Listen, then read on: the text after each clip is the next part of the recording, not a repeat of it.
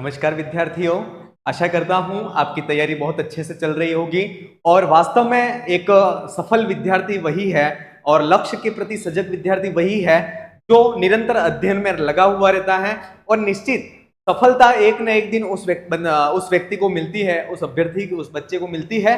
जो निरंतर अध्ययन में लगा हुआ होता है। क्योंकि एक कहावत है कि पढ़ा हुआ कभी भी व्यर्थ नहीं जाएगा, कहीं ना कहीं आपका वह पढ़ा हुआ काम आएगा ही आएगा। अपन किरातार्जुनीयम की क्लासों को पढ़ रहे हैं और पिछली क्लासों में किरातार्जुनीयम के 30 तक श्लोक पढ़ लिए थे अपन ने और आगे के श्लोक जो हैं उन श्लोकों को अर्थ और उनकी व्याख्याओं को आज की क्लास के माध्यम से देखते हैं। आप सभी को जैसे पता है कि किरातार्जुनीयम जो है वो भारवी की रचना है। भारवी ने अर्थ गौरव जो है उस अर्थ गौरव का जो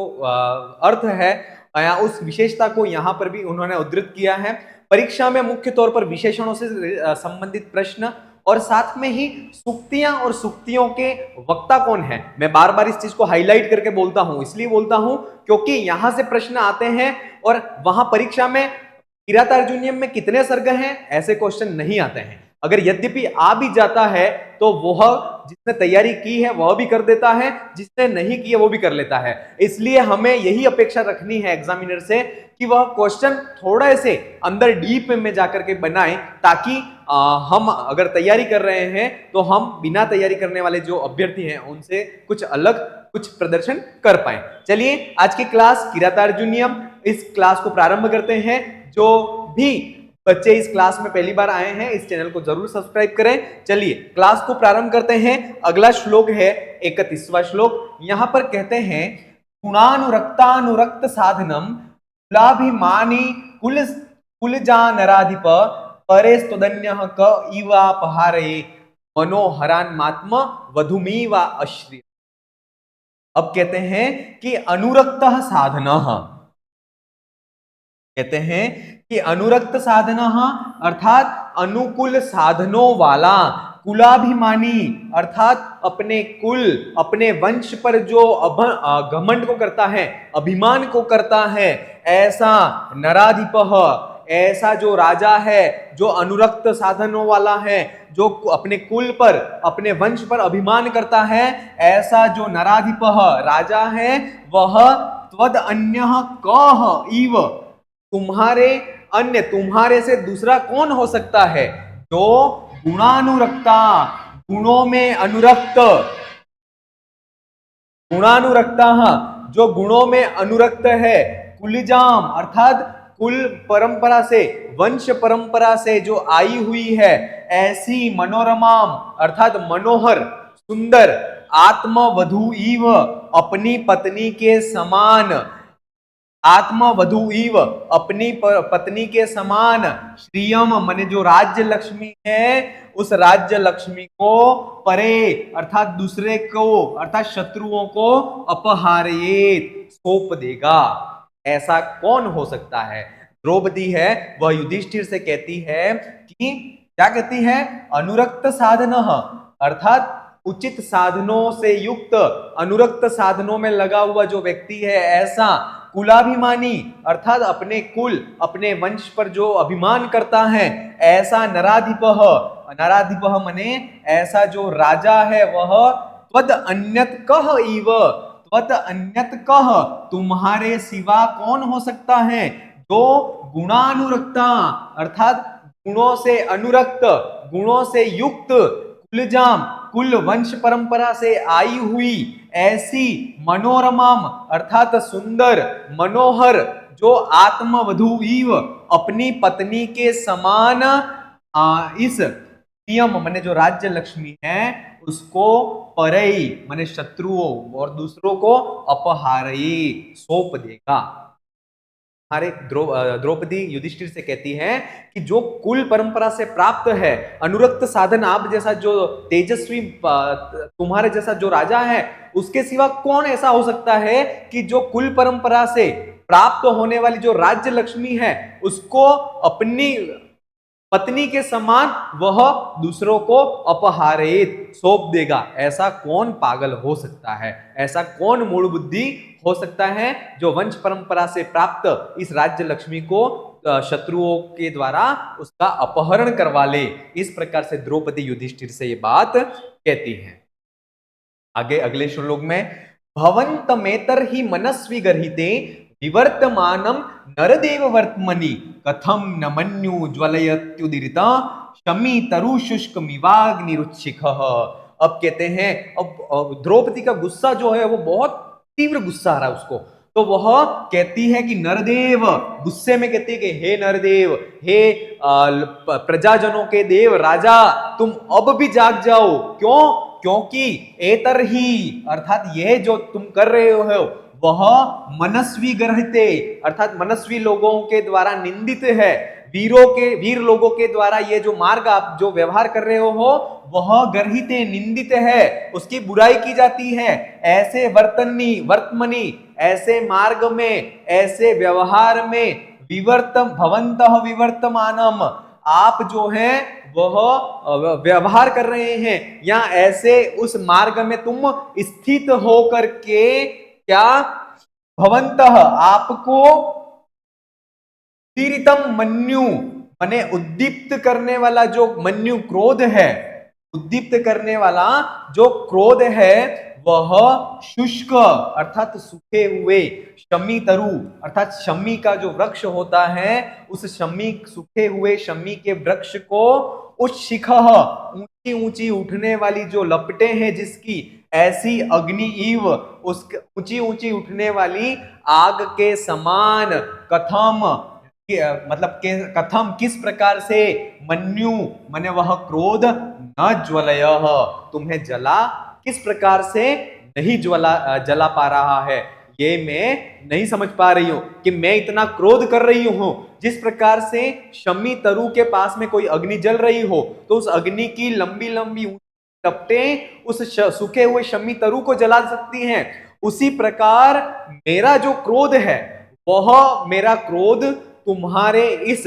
जो मनस्वी गर्हिते कायर लोगों वीरों के द्वारा भी निंदित है ऐसे मार्ग का आप प्रवर्तन कर रहे हो, फिर भी मेरा जो क्रोध है वह आपको उद्दीप्त क्यों नहीं कर पा रहा है, वह मुझे समझ में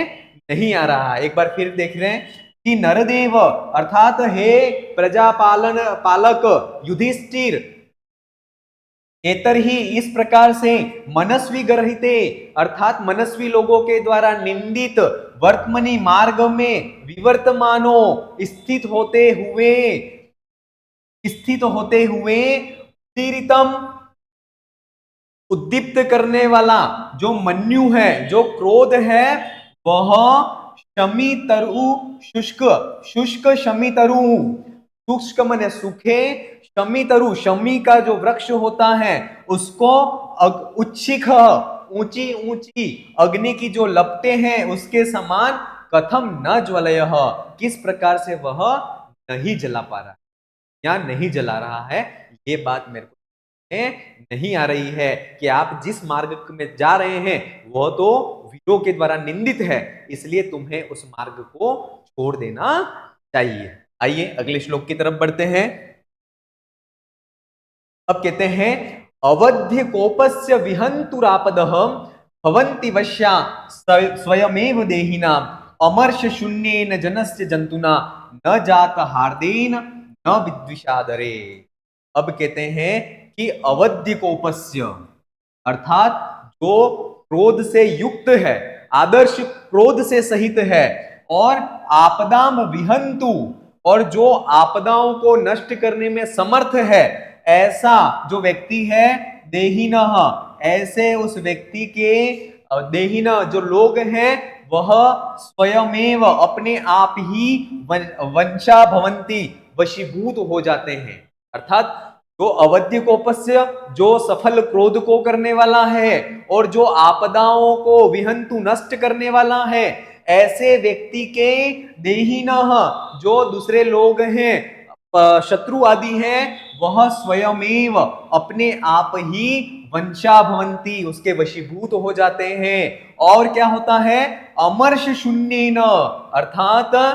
अमर्ष शून्येन जनस्य, अर्थात जो क्रोध से रहित जो व्यक्ति है उस व्यक्ति के साथ, जिसके अंदर क्रोध नहीं है उसके साथ, जंतुना ऐसे उस प्राणी के साथ, जात हार्देन अर्थात अगर दोस्ती प्रेम अगर उससे मित्रता होती है तो जात हार्देन न, न तो उसके साथ में स्नेह होता है, और विद्विषा अगर उससे शत्रुता अगर हो जाए तो व्यक्ति जो है उससे डरते भी नहीं है। अर्थात अमर्ष शून्येन, क्रोध रहित, जंतुना प्राणी के द्वारा, जात हार्देन अर्थात मित्रता करने से, जनस्य मानव जो है वह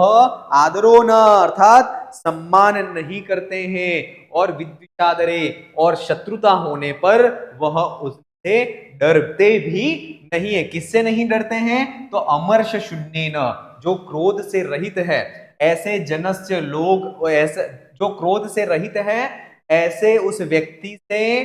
न जात हार देना, अर्थात शत्रुता अगर मित्रता करें तब भी कोई मित्रता करने पर भी कोई वहां पर आदर नहीं मिलता है, और अगर शत्रुता हो जाए तो वहां पर कोई डर भी नहीं लगता है। इसलिए सफल क्रोध और आपदाओं को नियंत्रित करने वाला जो व्यक्ति है उसके जो दूसरे प्राणी हैं वह स्वयं ही वशीभूत हो जाते हैं, और जो क्रोध से रहित है उस क्रोध से रहित जो व्यक्ति है उससे अगर मित्रता भी हो जाए तो उसका न तो आदर करते हैं, और न ही अगर उससे द्वेष हो जाए, उससे शत्रुता हो जाए तो न ही उससे जो लोग हैं वह डरते हैं। ये बात जो है वह द्रौपदी जो है वह युधिष्ठिर को कहती है कि इसलिए तुम जो है वह इस शांति को प्राप्त नहीं करो, अपितु क्रोध को कर करके जो दुर्योधन ने जुए के द्वारा तुम्हारी राज्य लक्ष्मी को छीन लिया है उसको वापस आप छीन कर करके ले आओ। ये कहती है। फिर अब कहते हैं कि परिभ्रमलोहित चंदनोचितम पदातिरंत गिरिरेणुषित महारथ सत्य धनस्य मानसम नो तीनो कश्चिदयम प्रकोदर। अब कहते हैं, अब यहां पर भीम, अर्जुन, नकुल, सहदेव, इनकी पहले की स्थिति क्या थी और अब की स्थिति क्या है, इस चीज को यहां पर अब क्लियर करते हैं कि कहते हैं लोहित चंदनोचितम चितः, अर्थात लाल लाल कलर का जो चंदन है उस चंदन के लेप से महारथ, जो महारथी है, महारथ जो महारथी है वह रेणु ऋषित, अर्थात वह वर्तमान में धूल से धूलित हो रहा है, धूल से धूसरित हो रहा है, धूल से उसके ऊपर धूल का लेप चढ़ गया है। तो रेणु ऋषित अर्थात धूल से धूसरित होता हुआ, पदाति अर्थात पैदल ही, अंतः गिरे पर्वतों पर, इस पर्वत से उस पर्वत, इस पर्वत से उस पर्वत, परिभ्रमण घूमता हुआ, अर्थात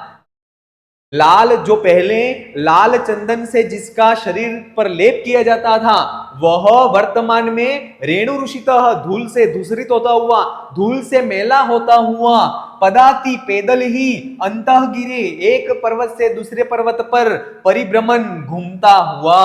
अयम प्रकोदरः अर्थात यह भेड़िए के जैसे पीठ वाला, तो पेट वाला जो भीम है, कौन है? व्रकोदरः किसके लिए प्रयोग हुआ है? भीम के लिए। तो अरम व्रकोदरः, ये जो व्रकोदर भेड़िए के समान जो पेट वाला भीम है वह सत्य धनस्य अर्थात सत्य को ही जो धन मानने वाले आप जैसे, मतलब जो महाराजा हैं उनके मानसम अर्थात हृदय को नोति कश्चिद अयम न, अर्थात यह जो कश्चिद इस प्रकार की जो स्थिति है वह क्या दुनोती अर्थात वह पीड़ा को या कष्ट को उत्पन्न या खेद को उत्पन्न नहीं कर रही है क्या? कि तुम्हारा जो भीम जो भाई है तुम्हारा, वह पहले उसका शरीर लाल लाल चंदन से लेपित हुआ करता था, लेकिन वर्तमान में वह धूल से, मिट्टी से पूरा गंदा हो गया, दूषित हो गया है, और वह अंतः गिरे पदाति परिभ्रमण, पदाति पैरों से पैदल ही, अंतः गिरे एक पर्वत से दूसरे पर्वत पर परिभ्रमण घूमता हुआ, महारथ माने महारथी, व्रकोदर वह व्रकोदर भेड़िए के समान जो पेट वाला है ऐसा। भीम सत्य धनस्य सत्य को ही धन मानने वाले। आपके मानसम आपके हृदय को न दुनोती, क्या मतलब आपको कष्ट नहीं देता है, या आपको खेद उत्पन्न नहीं करता है, या आपको व्यथित नहीं करता है। इस प्रकार से यहां पर जो है वह द्रौपदी दुर्योधन युधिष्ठिर से कहती है कि पहला जो था वो भीम तो क्या था, लोहित चंदनोच्चितम, ठीक है, और वर्तमान में रेणु रुषित है, और पदाति अंतः गिरे परिभ्रमण। ये ध्यान रखना कि लोहित चंदनोच्चितम कह तो भीम, ठीक है। व्रकोदर किसके लिए आया है, तो भीम के लिए आया है। रेणु ऋषित गिरि पदाति अंतः गिरे परिभ्रमण क करोति तो भीम,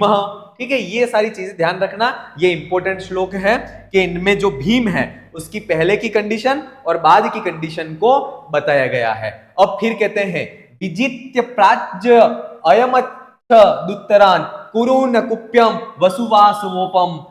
सवल्कलवांसांसि तवाधुराहरण करोति मन्यु न कथम धनंजय। अब कहते हैं कि वासवोपम अर्थात इंद्रतुल्य का मतलब होता है इंद्र तुल्य। वासवोपम मने इंद्र तुल्य, यह धनंजय अर्थात वह अर्जुन। इंद्र तुल्य धनंजय मने जो अर्जुन है वह उत्तरान कुरुन, उत्तरान कुरुन अर्थात कुरु देश के उत्तर दिशा के कुरुन देश को विजित्य जीत करके, प्राज्य अत्यंत बहुत अधिक मात्रा में, प्रचुर मात्रा में, कुप्यम माने धन, सोना चांदी, इन सबको वसु ला करके, प्राज्यम अकुप्य, कुप्य मने जो सोना चांदी आदि है, ऐसे उस वसु संपत्ति को अयच्छत ला करके देता था, ठीक है। एक बार फिर देखो कि वासवोपम, तो वासवोपम इंद्र के तुल्य, इंद्र के जैसा जो धनंजय जो अर्जुन है वह पहले उत्तरान कुरुन जो उत्तर कुरु प्रदेश है उसको विजित्य जीत करके, प्राज्यम प्रचुर मात्रा में, कुप्यम माने धन आदि को, सोना चांदी आदि वसु संपत्ति को अयच्छत ला करके तुम्हें देता था। और वही स अधुना वर्तमान में वल्कल वांसांसी तवह अधुहरन, तो वही अधुना वर्तमान में तव आपके लिए वल्कल वांसांसी आहरण, वल्कल वस्त्रों को लाता हुआ, वल्कल वस्त्रों को लाता हुआ, कथम न मन्यु करोति, किस प्रकार से आपके क्रोध को उद्दीप्त नहीं करता है, यह मेरे समझ में नहीं आता है। ये द्रौपदी है वह कहती है युधिष्ठिर से कि पहले तो जो था धनंजय जो था, वासवोपम जो शब्द है वह इंद्र तुल्य अर्थ है और वो धनंजय के लिए आया हुआ है। तो जो इंद्र तुल्य धनंजय है वह उत्तरान कुरुन, उत्तर कुरु देश को विजित्य जीत करके प्राज्यम प्रचुर मात्रा में, कुप्यम माने सोना चांदी आदि को, वसुम धन आदि को अयच्छत देता था। स अब वर्तमान में वह जंगल में क्या करता है, अर्जुन कुछ नहीं करता। अब वो क्या करता है कि अधुना वर्तमान में वहां जंगल में अब उसके पास कुछ कार्य नहीं रहता, तो वह क्या करता है युधिष्ठिर के लिए वल्कल वांसांसी अर्थात जंगल में जो वस्त्र पाए जाते हैं उसको कहते हैं वल्कल। तो उस वल्कल वांसांसी माने पेड़ों की छाल आदि से बने हुए जो वस्त्र होते हैं उसको कहते हैं वल्कल। तो उस वल्कल वांसांसी उन कपड़ों को लाता हुआ वह धनंजय वल्कल वस्त्रों को लाता है, तो कथम मन्यु करोति, वह आपके क्रोध को उद्दीप्त कैसे नहीं करता है, अर्थात निश्चित ही करना चाहिए। इस प्रकार से ये अर्जुन की कंडीशन जो थी वह कहते हैं। अब आगे कहते हैं नकुल और सहदेव जो हैं, वनांत शय्या कठिनी कृताकृति कचा चितो विश्व दिवा गजो गजो कथम त्वेतो धृति संयमयमो विलोकयन्नुत सहसेन बाधितुम, अर्थात कहते हैं कि वनांत शय्या कठिनी कृताकृति अर्थात वन भूमि में निवास करने पर, शयन करने पर जिनका शरीर जो है वह कैसा हो गया है, बहुत कठिन कठोर हो गया है। कैसा हो गया है? बहुत वन की भूमि पर शयन करने से, उबड़ खाबड़ टेढ़ी मेढ़ी जो भूमि है उस पर शयन करने से जिनका जो शरीर है वह बहुत कठिन कठोर हो गया है। और विश्व अर्थात चारों तरफ, कचाचितो अर्थात बालों के बिखरे हो, जिनके बाल चारों तरफ बिखरे हुए हैं, और अगजो गजो अर्थात पर्वतों पर निवास करने वाले जो हाथियों के समान हैं, ऐसे एतो यमो इन दो युगल भाइयों को, जुड़वा भाइयों को अर्थात नकुल और सहदेव, माद्रीसुत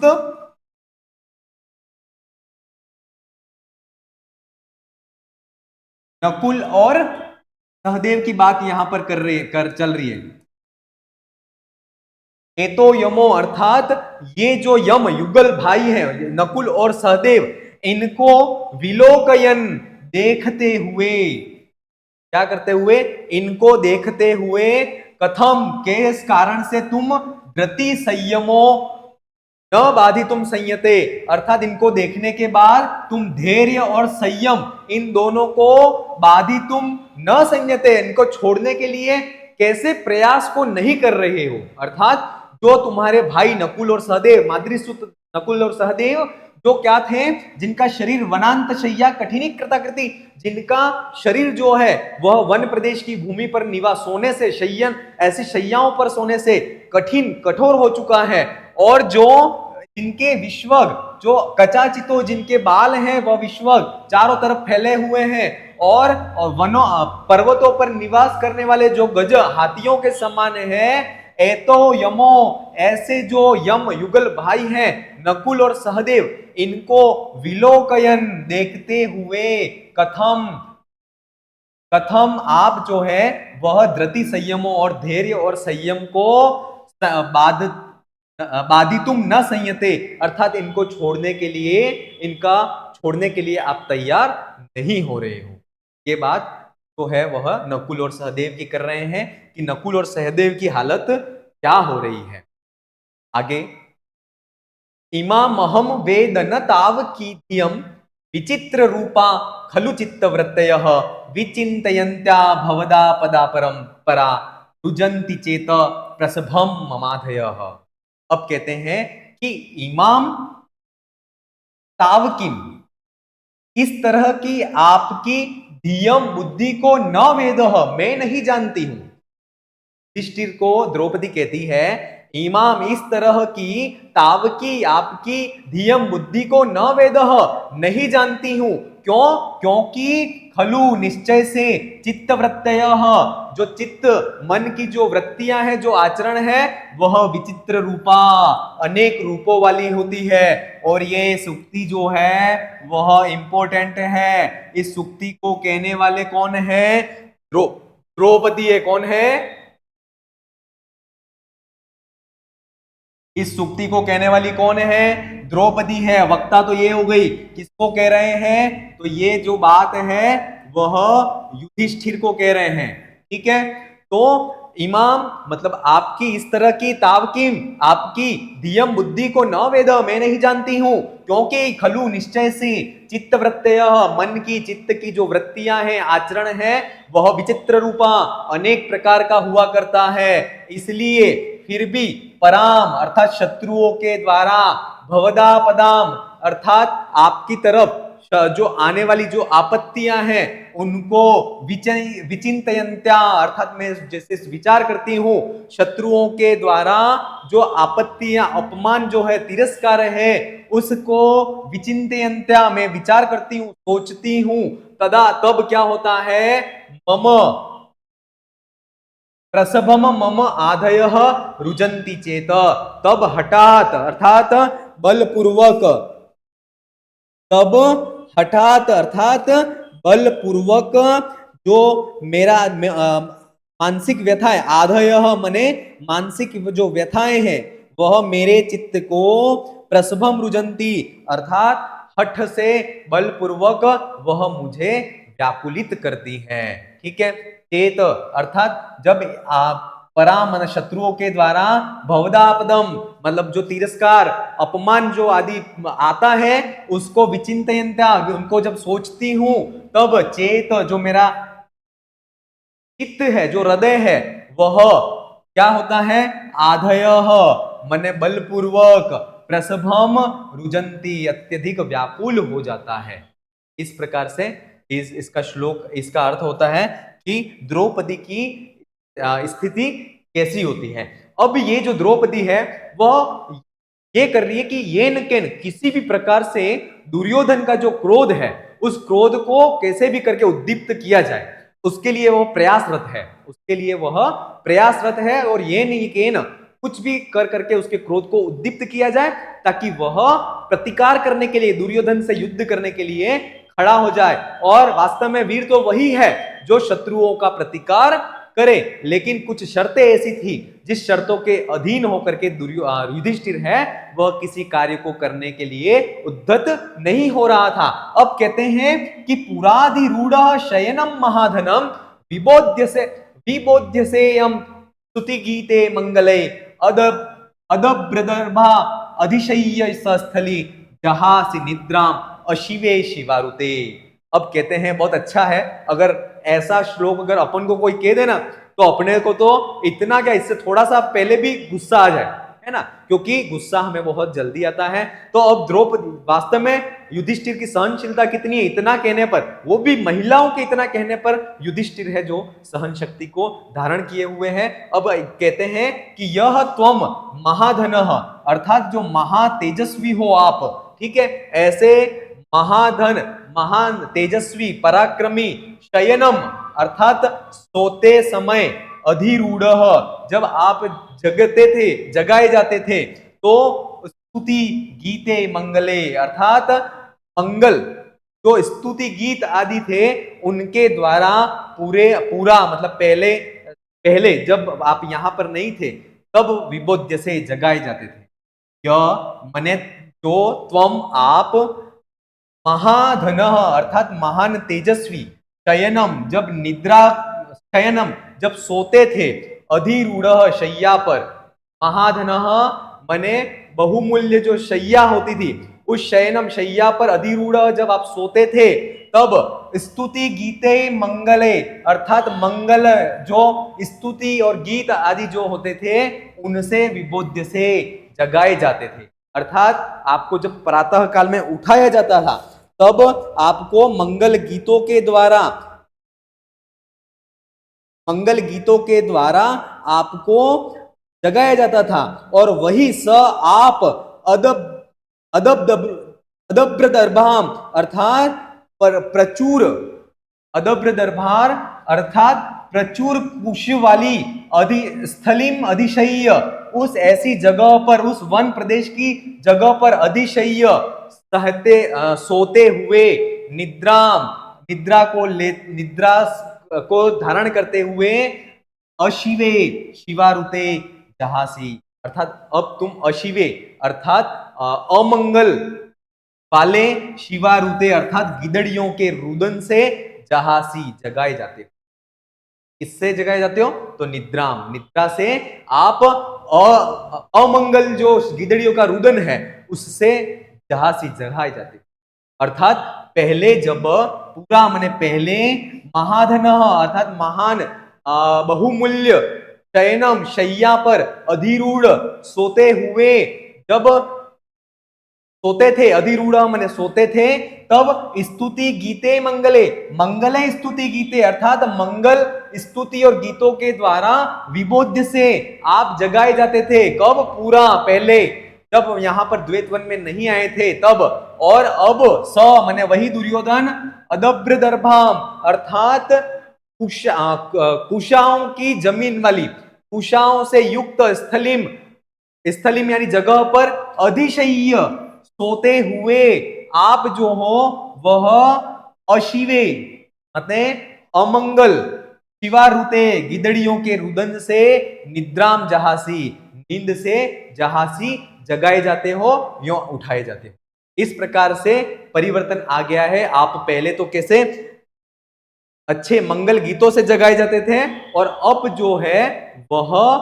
गीदड़ियों के रुदन से आप जगाए जाते हो। अब कहते हैं पुरोपनीत नृप रामणीयकम विजातिशेषेण यदेत दंदसा तदद्यते वन्य फलाशिनः परम परेति कार्शम यशसा समम वपु। अब यहां पर कहते हैं कि नृपः, हे राजन, यत एतत वपु, यत यत एतत वपु, ये यद एतत वपु, यह जो आपका शरीर है वह पूरा, माने पहले जब आप राजलक्ष्मी पर बैठे हुए थे तब द्विजाति शेषेण, अर्थात ब्राह्मणों के भोजन करने के बाद जो शेष बचता था उस अंधसा अन्न का भोजन करने से रामाणीयकम, अर्थात वह आपका जो शरीर है वह सुंदरता को प्राप्त था, सुंदरता को प्राप्त कर था आपका शरीर। तो कब सुंदरता को कब प्राप्त था? तो नृपः मने हे राजन, यत एतत, यह जो आपका वपु मने जो शरीर है, वपु मने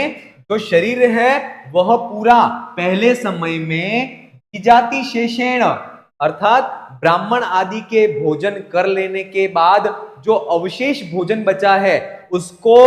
अंधसा मने वह उस अन्न को खाने से रामाणीयकम, अर्थात वह सुंदरता को उपनीत प्राप्त था वह शरीर। लेकिन इसके बाद उपनीत अद्य, लेकिन वह आज जो है वह शरीर वन्य फलाशीनः, अर्थात वन में उगने वाले जो फल हैं उन फलों का सेवन करने से ते, यानी वह शरीर है वह यशसा, अर्थात यश के साथ में ही, और यश के समम, यशसा समम, अर्थात यश के साथ में ही वपु मने वह शरीर परेति कार्ष्ण्यम प्रेति, अर्थात वह कृष्णता को प्राप्त हो रहा है। ठीक है, किसको प्राप्त हो रहा है? एक तो यश भी उसका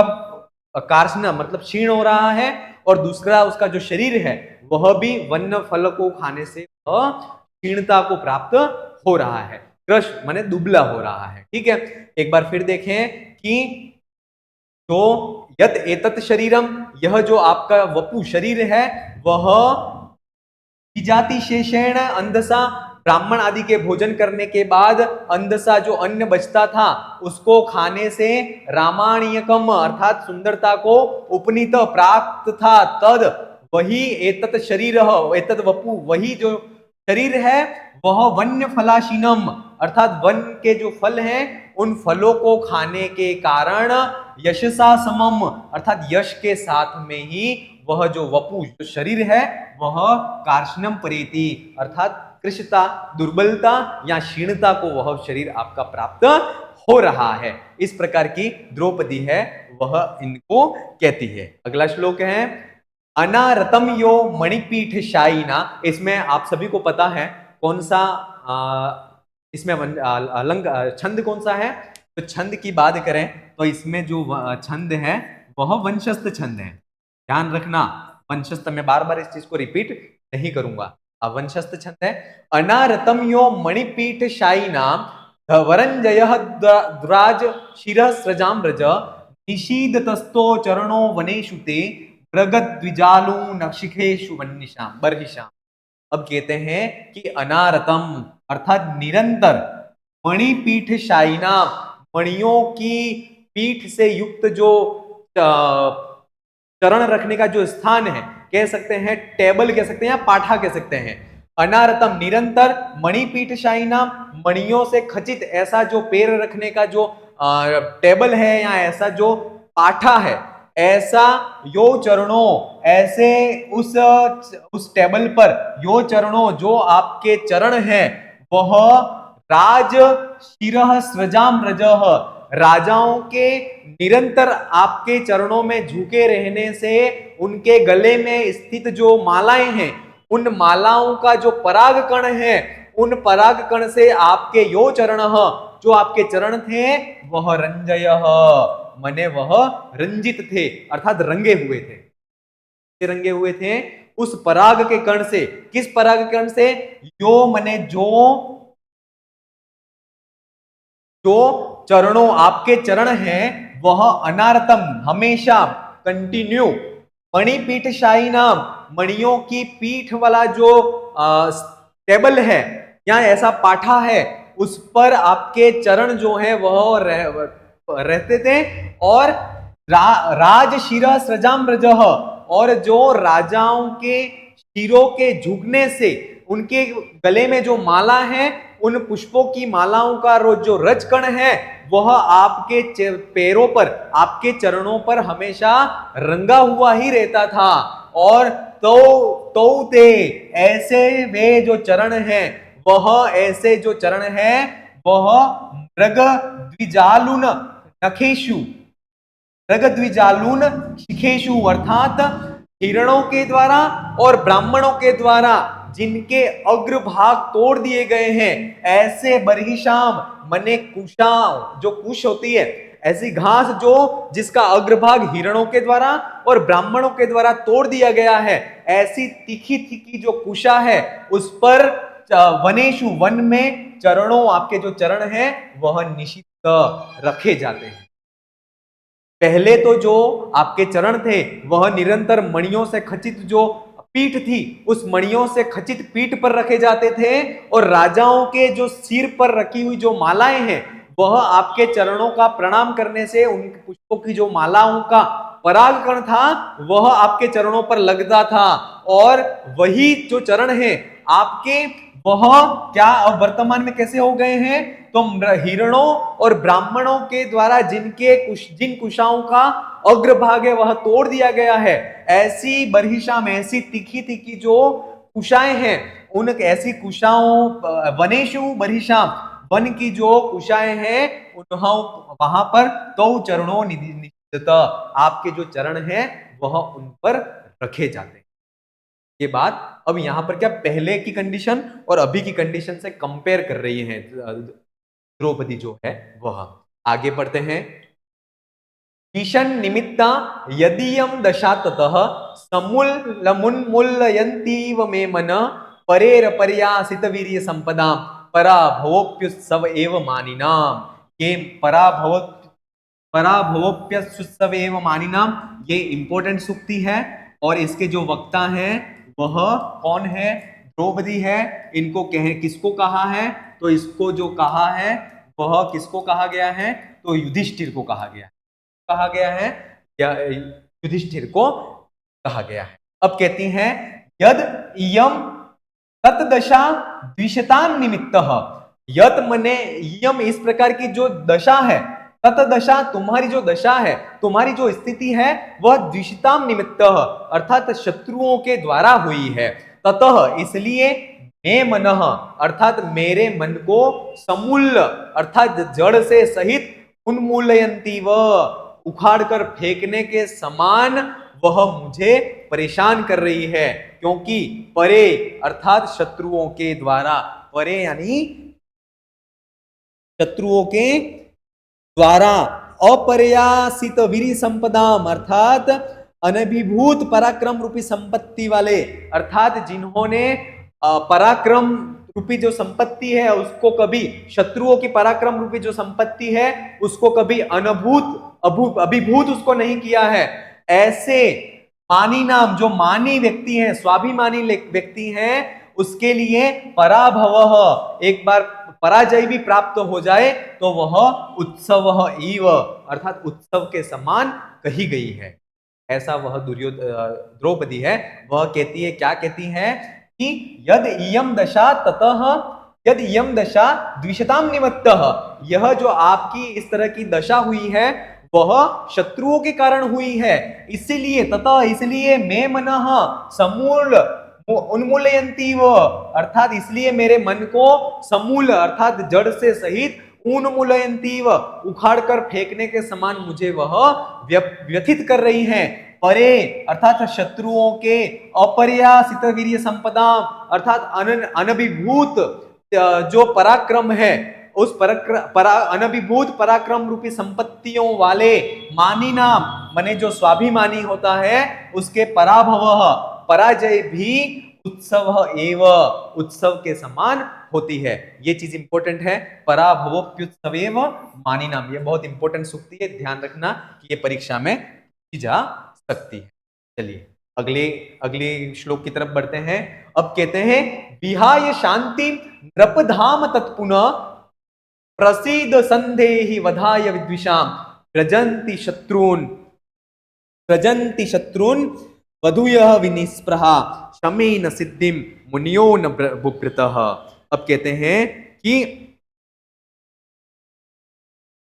हे राजन, कहते हैं हे नृपः, हे राजा, शांतिम विहाय, अर्थात शांति को आप छोड़ करके तत् पुनः धामः, अर्थात उस पुनः धाम, उस पराक्रम को वापिस विद्विषाम वधाय, अर्थात शत्रुओं के वध के लिए संदेही धारण कीजिए और प्रसीदः, प्रसन्न होइए। अर्थात आप नृप, हे राजन, हे युधिष्ठिर, आप शांतिम विहाय, शांति को छोड़ दीजिए और तत्पुनः नृप धामः, और उसके बाद उस राजा का जो धाम, जो असली स्वभाव है पराक्रम, उस पराक्रम को विद्विषाम वधाय, शत्रुओं के वध के लिए संदेही धारण करो और क्या प्रसीदः, प्रसन्न होइए, क्योंकि व्रजन्ति शत्रुन वधूयन्निस्पृहा शमेन सिद्धि मुनयो न बुभृतः। अर्थात मुनयः, अर्थात जो ऋषि आदि हैं वह स्पृहा, अर्थात आसक्ति से रहित तो होकर के शत्रुन, अर्थात काम क्रोधादि जो शत्रु हैं उनको उन शत्रु को वधूयनी, अर्थात स्पृहा मने आसक्ति से रहित तो होकर के जो मुनयः, अर्थात जो मुनि आदि है वह इन शत्रुओं को अवधूय, जीत करके, शमेन, अर्थात शांति के द्वारा, सिद्धि को व्रजंती, प्राप्त करते हैं, न बुभृतः, अर्थात राजा आदि इस शांति को प्राप्त नहीं करते हैं। इसलिए आप शांति को, उस शांति को छोड़ दीजिए। हे नृपः, हे युधिष्ठिर, शांतिम विहाय, उस शांति को छोड़ करके, तत्धाम, अर्थात उस परम, जो राजा को जो धाम है, पराक्रम, तेज, उसको धारण कर करके, विद्विषाम वधाय, शत्रुओं के वध करने के लिए, पुनः संदेही, उसको वापिस फिर से धारण कीजिए, प्रसिद्ध और प्रसन्न होइए, क्योंकि निष्प्रहा, आसक्ति से रहित तो होकर के, मुनयः, जो मुनि ऋषि आदि हैं वह शत्रुन, काम क्रोधादि जो शत्रु हैं उनको अवधूय, जीत करके, शमेन सिद्धिम व्रजंती, शांति के द्वारा सिद्धि को प्राप्त करते हैं, बुभृतः न, जो राजा होते हैं वह शांति के द्वारा सिद्धि को प्राप्त नहीं होते, अपितु जो ऋषि है, मुनि है, वह प्राप्त होते हैं। इसलिए तुम शांति को छोड़ दीजिए। अगला फिर श्लोक है, वह कहते हैं कि पुरः सरा धाम वताम यशोधना सुदुसहम प्राप्य निकार मिदृशम भवादृशिश्चेद अधिकुर्वते रतिम निराश्रया हंत हता मनस्विता। ये जो इंपॉर्टेंट सूक्ति है और इसके वक्ता जो है वह कौन है? द्रौपदी है। कौन है? द्रौपदी है। अब इसमें कह रहे हैं धामवताम, अर्थात उस परम तेजस्वी जो गुण है उसको पुरः सरा, अर्थात आप फिर से क्या कीजिए, तो उन धामवताम अर्थात उन तेजस्वियों में जो पुरः, आगे, सरह, अग्रगामी है, ऐसे यशोधना अर्थात यश को, कीर्ति को ही धन समझने वाले, भवादृशः आप जैसे जो राजा हैं उनकी ईदृशम इस प्रकार की, यशोधना यानी यश को ही धन समझने वाले, तो भवादृशः आप जैसे जो राजा हैं वह ईदृशम इस प्रकार से, सुदुसह्य जो सहन करने में बहुत दुष्कर है, ऐसे निकारम प्रतिकार को, ऐसे उस निकारम माने अपमान को प्राप्त करके भी रतिम अधिकुर्वती, रतिम मने प्रेम को या शांति को, अधिकुर्वंती रखते हैं या धारण करते हैं। हंत, अगर आपके जैसे लोग जो परम तेजस्वी हैं वह भी अगर ऐसे प्रतिकार को धारण करने के बाद भी शांति को धारण करते हैं तो हंत, अर्थात खेद है कि मनस्विता जो स्वाभिमान है वह निराश्रया, आश्रय से रहित होकर के हता मने नष्ट हो। द्रौपदी बहुत व्यथित है, उसकी बातों से ही आपको लग रहा होगा कि वास्तव में द्रौपदी बहुत ही व्यथित हो रही है, उसको बहुत कष्ट हो रहा है, बहुत पीड़ा हो रही है। और वह कहती है कि धामवता मतलब तेजस्वियों में जो पुरःसरा, जो सबसे अग्रगामी थे, यशोधना अर्थात यश को ही जो धन मानते हैं, ऐसे ईदृशम भवादृश ईदृशम, आपके जैसे जो राजा हैं वह भी ईदृशम निकारम, इस प्रकार के निकार माने अपमान को, कैसा अपमान है तो सुदुसह्य अर्थात जिसको सहन करना बहुत कठिन है, तो सुदुसह्य ईदृशम निकार, बहुत कठिन ईदृशम इस प्रकार का जो निकार है, प्रतिकार है, उसको सह प्राप्त कर करके भी यदि रतिम अधिकुर्वंती, रतिम अधिकुर्वंती प्रेम को करते हैं अर्थात शांति को धारण करते हैं, चेत तो फिर हता मने खेद है, हंत मने खेद है कि मनस्विता जो स्वाभिमान है वह निराश्रया, आश्रय से रहित होकर के। अगला श्लोक देखते हैं। अब कहते हैं कि अथ क्षमामेव निरस्त विक्रम चिराय पर्येषि सुखस्य साधनम ध्याय लक्ष्मी पति लक्ष्म कामुकम जटाधर संजुहि धीह पावकम। अब कहते हैं कि अथ इसके बाद भी, इतना मैंने बोल दिया तुम्हें, इसके बाद भी निरस्त विक्रम अर्थात आप पराक्रम शौर्य इनसे रहित होकर के चिराय बहुत कार्य बहुत समय तक क्षमामेव शांति को ही सुखस्य साधनम पर्येषि अर्थात सुख शांति को ही सुख का साधन अगर तुम मानते हो तो फिर क्या कहते हैं कि लक्ष्मीपति लक्ष्म कामुकम अर्थात ये जो राज्य लक्ष्मी जो है उस राज्य लक्ष्मी या इस राज्य सिंहासन को विहाय, इस पद को छोड़ करके जटाधर अर्थात आप जटाधारी बन जाओ, जैसे साधु होते हैं वैसे जटाधारी अर्थात आप जटाधारी बन जाओ, सन बन करके इह मने इसी वन में, इह मने इसी वन में, पावकम मने अग्नि में, संजुह्यु अर्थात यज्ञ को, अथ मने इस प्रकार से मेरे कहने के बाद भी निरस्त विक्रम आप पराक्रम शौर्य से रहित तो होते हुए क्षमामेव शांति को ही सुख का साधन चिराय बहुत समय तक पर्येषि मानते हो, तो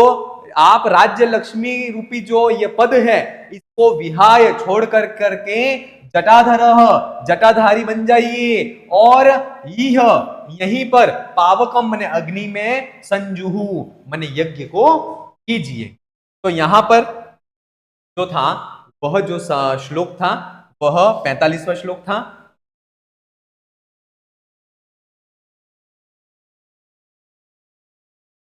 अब इसका जो अंतिम श्लोक है उसकी बात करते हैं कि अंतिम श्लोक क्या कहता है। तो कहता है इसमें जो छंद है वह छंद कौन सा है तो मालिनी छंद है। कौन सा छंद है? मालिनी छंद है। और कहते हैं विधि समयनि योग दीप्तनमय युतेयम मालिनी भोगी लोके विधि समय नियोगा दीप्त संहार जिह्वाम शिथिल वसुमगाधे मग्नमापत्पयोधो रिपुतिमिर मुदस्यो दीयमानम दिनादो दिनकृतमिव लक्ष्मी स्वासमभ्येतु भूयः। अब कहते हैं कि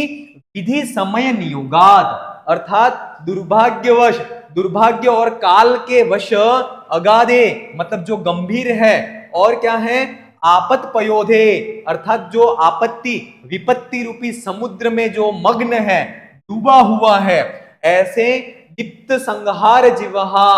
जिसके प्रकाश और कांति जो है वह चले गए हैं, तो वह जो है अप्रसन्न है, ऐसा शिथिलम वसु जो शिथिल मंद प्रकाश वाला हो गया है ऐसे रिपुतिमिरः अर्थात अंधकार रूपी शत्रुओं से युक्त, अंधकार रूपी जो शत्रु हैं उनको उदस्य अर्थात नष्ट करके, उदीयमान उदय होता हुआ, दिनादो मतलब दिन के आरंभ में, दिनकृतः सूर्य की तरह, त्वाम तुम भी, राजलक्ष्मी भूयः समभ्येतु जो तुम है वह भूयः फिर से, लक्ष्मी को राज्य लक्ष्मी को समभ्येतु प्राप्त करोगे। ये द्रौपदी है वह युधिष्ठिर से कहती है, क्या कहती है कि जिस प्रकार से सूर्य जो होता है वह रात्रि का अंधकार होता है तब कैसा होता है, तो उस विधि समय दुर्भाग्य और काल के कारण दीप्त संहार जिह्वा अर्थात उसकी जो दीप्ति है, कांति है वह मंद पड़ गई है। ऐसे अगाध गंभीर पयोधो आपत्ति रूपी समुद्र में मग्न जो डूबा हुआ है, दीप्त संहार जिह्वा मतलब जिसका प्रकाश कांति जो है वह मंद पड़ गया है, शिथिल वसु अर्थात जिसका जो प्रकाश है वह मंद है और वह दुखी हो रहा है, और जो अंधकार रूपी जो शत्रु हैं उनको उदस्य नष्ट करके, दिनादो दिन के आरंभ में, उदीयमान जो उदय हो रहा है, ऐसे दिनकृतः जो सूर्य है उस सूर्य के समान तुम भी लक्ष्मी जो राज्य लक्ष्मी है उसको भूयः फिर से समभ्येतु प्राप्त करोगे। ठीक है, इस प्रकार से ये अंतिम जो श्लोक था किरातार्जुनीयम का वह हो गया। अगले श्लोकों के साथ में किरातार्जुनीयम का पहला सर्ग जो है वह यहीं पर समाप्त होता है। अब अगली जो हमारी क्लास होगी वह कोई नए अच्छे टॉपिक लेकर के फिर होगी। तब तक के लिए आप इन सारे 46 श्लोकों का, सारे 46 श्लोकों का आपको जो अर्थ है वह आना चाहिए, और 46 श्लोकों का सारा जो चीज मैंने हाईलाइट करके पढ़ाई है वह आपको आना चाहिए, और वहीं से क्वेश्चन आते हैं और उम्मीद भी करते हैं वहीं से क्वेश्चन। चलिए अगली क्लास के साथ में फिर मिलेंगे। धन्यवाद।